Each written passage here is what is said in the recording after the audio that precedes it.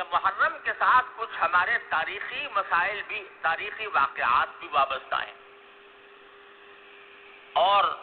ان تاریخی واقعات کا بھی اس محرم کے اوپر ایک اثر پڑا ہے۔ سب سے پہلا تاریخی حادثہ جو محرم کی شروع میں پیش آیا وہ حضرت سیدنا فاروق اعظم رضی اللہ تعالیٰ عنہ کی شہادت۔ حضرت فاروق اعظم رضی اللہ تعالیٰ عنہ جو نبی کریم صلی اللہ علیہ وسلم کے دوسرے خلیفہ، وہ خلیفہ جن کے بارے میں آپ نے فرمایا کہ اگر میرے بعد کوئی نبی ہوتا تو عمر ہوتا، جن کے جنت میں آپ نے محل دیکھا اور آ کر بتایا کہ میں نے تمہارا جنت کے اندر محل دیکھا ہے، جن کے بارے میں صراحت یہ فرمائی کہ عمر فی الجنہ، حضرت عمر جنت میں ہیں، ان کی شہادت جو ہے وہ محرم ہی میں ہوئی تھی، محرم کی ابتدا میں، یکم محرم۔ ایک یہودی یا نصرانی تھا یا بنیاد یہودی تھا، اس نے چھپ کر حضرت فاروق اعظم رضی اللہ تعالیٰ عنہ پر وار کیا تھا جبکہ آپ نماز فجر کے لیے تشریف لائے تھے، اور اسی وار کے نتیجے میں حضرت فاروق اعظم رضی اللہ تعالیٰ عنہ کی پھر وفات ہوئی۔ یہ افسوسناک اور اندوہناک اور ملت کے لیے عظیم سانحہ وہ اسی محرم میں پیش آیا۔ پھر دوسرا عظیم سانحہ جو خاص عاشورہ میں پیش آیا وہ حضرت سیدنا حسین رضی اللہ تعالیٰ عنہ کی شہادت۔ نبی کریم سرور دو عالم صلی اللہ علیہ وسلم کے نواسے، جن کو آپ نے جنت کا ریحان قرار دیا، جنت کا پھول قرار دیا، جن کے بارے میں آپ نے فرمایا کہ اہل جنت کے نوجوانوں کے سردار ہوں گے، اور جن کی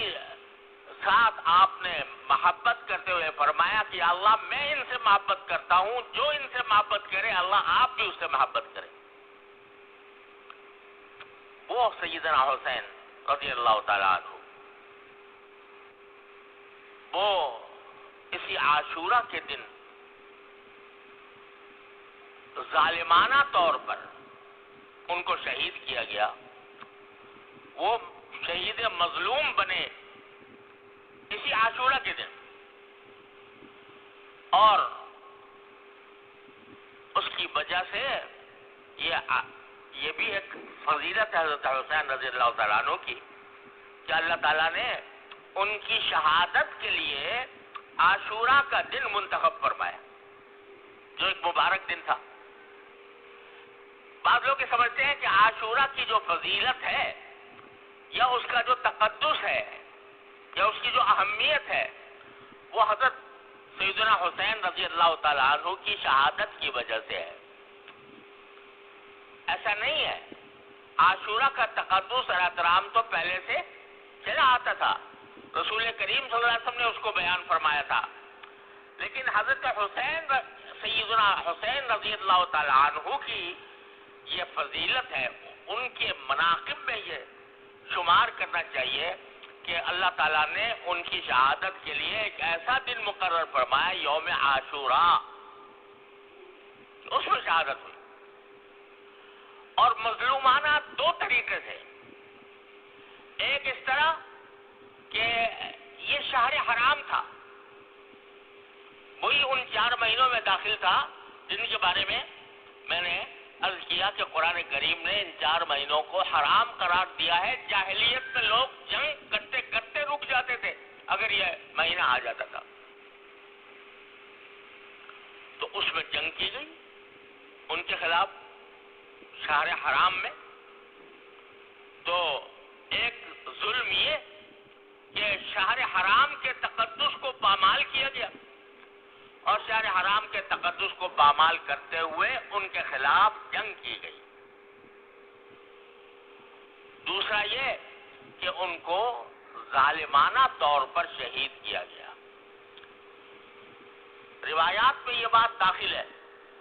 تاریخی روایات سے ثابت ہوتی ہے کہ حضرت حسین رضی اللہ تعالیٰ عنہ اگرچہ اس وقت یزید کی خلافت کو تسلیم نہیں کرتے تھے، اور اس لیے نہیں کرتے تھے کہ ان کے خیال میں یزید اس لائق نہیں تھا کہ وہ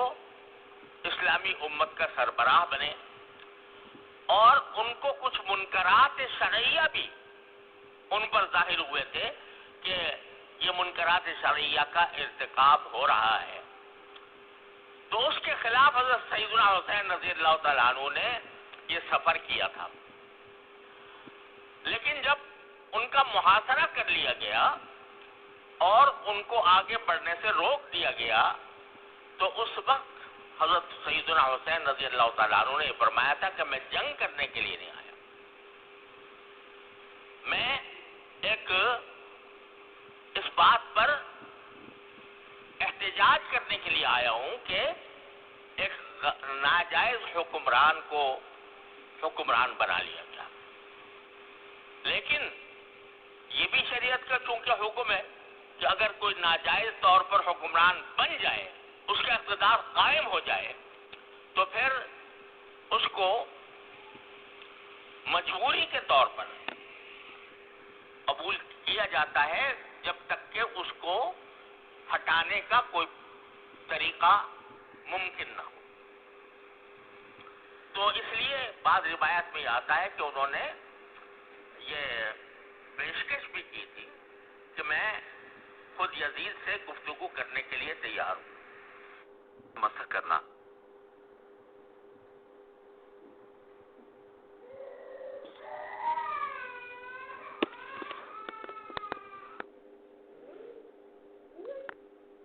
بھی کی تھی کہ میں خود یزید سے گفتگو کرنے کے لیے تیار ہوں۔ یہ پیشکش بھی کی تھی کہ میں خود یزید سے گفتگو کرنے کے لیے تیار ہوں، لیکن اس سب کے باوجود یزید نے جس کو گورنر بنایا ہوا تھا عبید اللہ بن زیاد، وہ حضرت حسین رضی اللہ تعالیٰ عنہ سے بات چیت پر آمادہ نہیں تھا، اور اس نے جنگ ٹھان لی اور ان اہل بیت کے اس قافلے پر اس نے حملہ کیا۔ نہ صرف حملہ کیا، دریائے فرات جو قریب بہتا تھا، وہ دریائے فرات کا پانی ساری دنیا کو سیراب کرتا تھا، اس کا راستہ بند کر دیا تاکہ ان کو پانی نہ ملے۔ تو یہ ساری ظالمانہ حرکتیں عبید اللہ بن زیاد نے کی، اور پھر یزید نے اس کے خلاف کوئی کارروائی بھی نہیں کی۔ اس لیے حضرت حسین رضی اللہ تعالیٰ عنہ کی شہادت مظلومانہ شہادت تھی، ان کے خلاف جو کارروائی تھی وہ ظالمانہ کارروائی، اور اس ظالمانہ کارروائی کی وجہ سے حضرت حسین رضی اللہ تعالیٰ عنہ کی شہادت کا وہ المناک سانحہ پیش آیا جس پر جتنا غم کا اظہار کیا جائے کم ہے۔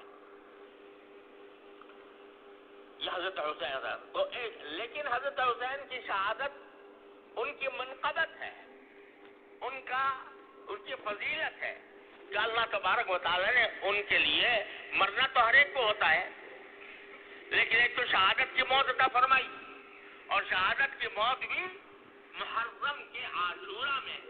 10ویں تاریخ کو مقرر فرمائی۔ تو یہ فضیلت ہے حضرت سیدنا حسین رضی اللہ عنہ۔ لیکن ایک بات اور عرض کر دوں، تاریخ میں یہ مذکور ہے کہ چونکہ حضرت حسین رضی اللہ تعالیٰ عنہ کو کچھ اندازہ ہو گیا تھا کہ یہ لوگ مجھے چھوڑیں گے نہیں، تو اس وقت شہادت سے 1-2 روز پہلے انہوں نے خطبہ دیا، اور اس خطبے میں لوگوں کو جو وصیتیں کی، ان میں ایک وصیت یہ بھی ہے کہ میں اگر شہید ہو گیا تو میرے شہادت کے اوپر تم ماتم نہ کرنا، تم نوحہ نہ کرنا، تم میری شہادت کے اوپر، میرے دنیا سے جانے کے اوپر وہ جاہلیت کے طریقے اختیار نہ کرنا جو جاہلیت میں تھے، اور رسول کریم صلی اللہ علیہ وسلم نے ان کو ممنوع کر دیا۔ جاہلیت میں جب کسی کا انتقال ہوتا تھا تو جتنا بڑا آدمی ہے اسی کے حساب سے اس پر ماتم ہوتا تھا، اس کے گریبان چاک کیے جاتے تھے، اس میں خود سر پر مٹیاں ڈالی جاتی تھیں اور خدا جانے کیا کیا حرکتیں، اور رو رو کر نوحہ کیا جاتا تھا۔ نوحہ کے معنی ہوتے ہیں کہ رو رو کر شعر پڑھنا اور رو رو کر مرحوم کے فضائل و مناقب بیان کرنا، یہ نوحہ ہے۔ اور نبی کریم صلی اللہ علیہ وسلم نے جاہلیت کی جن رسموں کو آپ نے مٹایا ان میں ایک بہت بڑی رسم نوحہ کی آپ نے مٹائی کہ نوحہ کرنا ناجائز۔ تو یہ خود حضرت حسین رضی اللہ تعالیٰ عنہ خطبے میں یہ فرما رہے ہیں۔ ظاہر ہے کہ نواسے تھے رسول کریم صلی اللہ علیہ وسلم کے، آپ کے جگر گوشے تھے، آپ کی تعلیمات سے کیسے ذرہ برابر وہ انحراف فرما سکتے تھے؟ تو انہوں نے یہ خطبے کے اندر خود یہ وصیتیں فرمائیں۔ افسوس ہے کہ ان کی ساری وصیتوں کو بس پش ڈال کر ایسی رسمیں ایجاد کر لی گئیں کہ جس کے نتیجے میں خود نہ صرف رسول کریم صلی اللہ علیہ وسلم کے ارشادات کی نفی ہوتی ہے، خود حضرت حسین رضی اللہ تعالیٰ عنہ کی وصیت کی نفی ہوتی ہے، اور ایک پورا ایک طوفان برپا ہو جاتا ہے نوحوں کا اور ماتموں کا۔ بہرحال جو لوگ کرتے ہیں وہ جانے، ان کا کام جانے، لیکن مسلمانوں جو مسلمان اہل سنت ہیں، جو نبی کریم صلی اللہ علیہ وسلم کی سنت کے تابع ہیں، جو حضرت حسین رضی اللہ تعالیٰ عنہ کی وصیتوں کے تابع ہیں، ان کو اس قسم کی مجالس میں جہاں یہ نوحہ ہوتا ہو یا جہاں ان کے حضرت حسین کی وصیتوں کے خلاف ورزی کی جاتی ہو، وہاں ایک متبع سنت مسلمان کا کوئی گزر نہیں ہونا چاہیے، وہاں اس کی شرکت نہ ہونی چاہیے، کیونکہ رسول کریم صلی اللہ علیہ وسلم کا ارشاد ہے کہ جو شخص کسی ایک مجلس میں بیٹھتا ہے، کسی بڑی مجلس میں بیٹھتا ہے، چاہے بیٹھا ہی ہو، دیکھنے کے لیے بیٹھا ہو، تو اس کا شمار اسی مسجد کے لوگوں میں ہوگا۔ لہذا جو کر رہے ہیں وہ اپنے اعمال کا خود جواب دہ ہیں، اور ہمیں ان سے تعرض اس لیے نہیں کرنا کہ ہمیں اس کا حکم نہیں دیا گیا۔ یہ بعض لوگ سمجھتے ہیں کہ یہ جو رسول کریم صلی اللہ علیہ وسلم نے فرمایا کہ اگر کوئی منکر دیکھو تو پہلے اس کو اپنے ہاتھ سے روکنے کی کوشش کرو، اگر ہاتھ سے روکنے کی استطاعت نہ ہو تو زبان سے روکو، زبان سے استطاعت نہ ہو تو دل سے اس کو برا سمجھو۔ تو اس کی تفصیل اصل میں یہ ہے کہ جو صاحب اقتدار ہے، جس کو اقتدار حاصل ہے کسی حصے پر، اس کا یہ فرض ہے کہ اگر وہ اپنے زیر اقتدار علاقے میں کوئی منکر دیکھتا ہے تو اس کو ہاتھ سے روکے، قوت سے روکے۔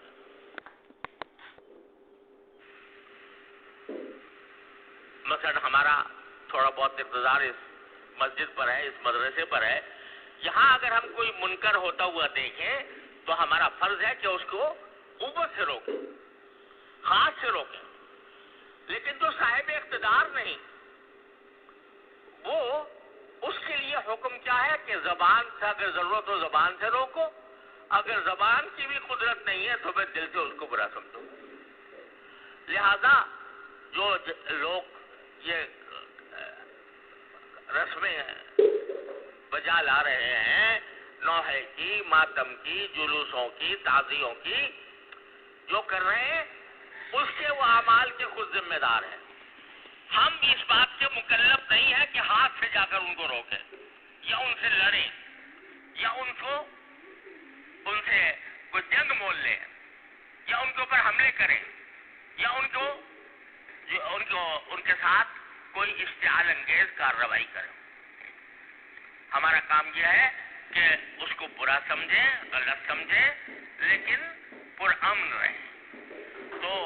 اس طرح یہ ایک اعتدال کا راستہ ہے جو شریعت نے ہمیں بتایا ہے، اسی اعتدال کے راستے پر قائم رہنے کی ضرورت ہے۔ اللہ تبارک و تعالیٰ اپنے فضل و کرم سے، اپنی رحمت سے ہمیں عاشورہ کی فضیلت